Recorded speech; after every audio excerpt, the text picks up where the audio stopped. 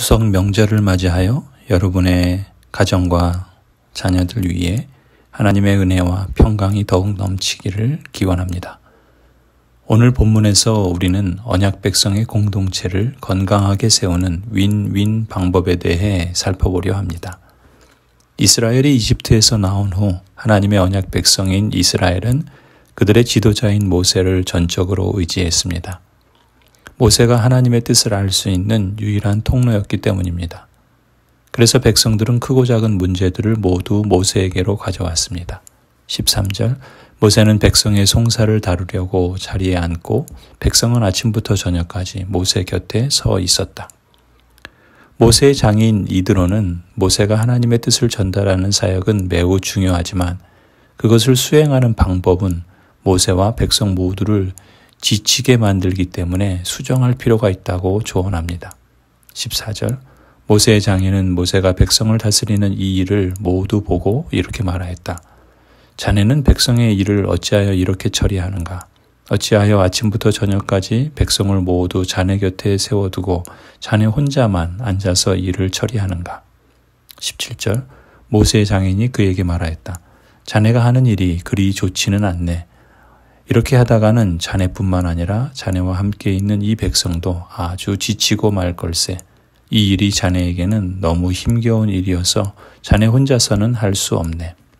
이드로는 하나님의 언약 백성의 공동체를 건강하게 세우고 지도자인 모세와 언약 백성들 모두가 더불어 함께 윈윈 할 수 있는 방법을 조언해 줍니다. 먼저 지도자인 모세에게는 자신만이 할 수 있는 역할에 집중하고 위임해서 할 수 있는 일은 능력 있는 사람들을 선택하여 나누어 맡기라고 조언합니다. 말하자면 선택과 집중의 원리지요. 19절 이제 내가 충고하는 말을 듣게 하나님이 자네와 함께 계시기를 바라네. 자네는 백성의 문제를 하나님께 가지고 가서 하나님 앞에서 백성의 일을 아뢰게. 첫째로 지도자인 모세가 집중해야 할 역할은 백성의 문제를 하나님께 가지고 가서 하나님 앞에서 백성의 일을 아뢰는 일이었습니다. 그리고 둘째로 하나님의 규례와 율법을 가르치는 사역을 통해 언약 백성들이 마땅히 가야 할 길과 마땅히 하여야 할 일을 알려주는 데 집중해야 했습니다. 20절 그리고 자네는 그들에게 규례와 율법을 가르쳐 주어서 그들이 마땅히 가야 할 길과 그들이 마땅히 하여야 할 일을 알려주게. 모세의 역할에 이어서 이드로는 언약 백성들 가운데 지도자들을 세워 역할을 위임하고 위임받은 동역자들이 하나님의 일을 맡아 함께 동역할 때 지도자와 언약 백성 모두가 평안하고 공동체가 건강하게 세워지는 방법이라고 권면합니다. 21절 또 자네는 백성 가운데서 능력과 덕을 함께 갖춘 사람 곧 하나님을 두려워하며 참되어서 거짓이 없으며 부정직한 소득을 싫어하는 사람을 뽑아서 백성 위에 세우게. 그리고 그들을 천부장과 백부장과 50부장과 10부장으로 세워서 그들이 사건이 생길 때마다 백성을 재판하도록 하게. 큰 사건은 모두 자네에게 가져오게 하고 작은 사건은 모두 그들이 스스로 재판하도록 하게. 이렇게 그들이 자네와 짐을 나누어지면 자네의 일이 훨씬 가벼워질 걸세. 하나님이 명하신 대로 자네가 이와 같이 하면 자네도 일을 쉽게 처리할 수 있을 것이고 백성도 모두 흐뭇하게 자기 집으로 돌아갈 걸세. 여기서 집권자를 세울 때 참고해야 할 기준이 무엇인가를 주목할 필요가 있습니다. 21절에 백성 가운데서 능력과 덕을 함께 갖춘 사람, 곧 하나님을 두려워하며 참되어서 거짓이 없으며 부정직한 소득을 싫어하는 사람을 뽑으라고 말씀합니다. 직분자를 선택할 때는 우선 하나님을 두려워하며 경외하는지를 보아야 합니다. 하나님을 경외하는 것이 모든 지식과 지혜의 근본이라고 말씀하시는 것처럼 하나님을 두려워하는 것이 삶의 기반이 될 때 그 사람은 어떤 일을 맡아서 하든지 그 일을 하나님 앞에서 경외하는 마음을 갖고 감당하고자 할 것입니다. 둘째로 직분자를 선택할 때는 참되고 거짓이 없는 사람인가를 보아야 합니다. 사람이든지 일이든지 거짓 없이 진실하게 감당하는 사람이 교회 공동체를 건강하게 세웁니다.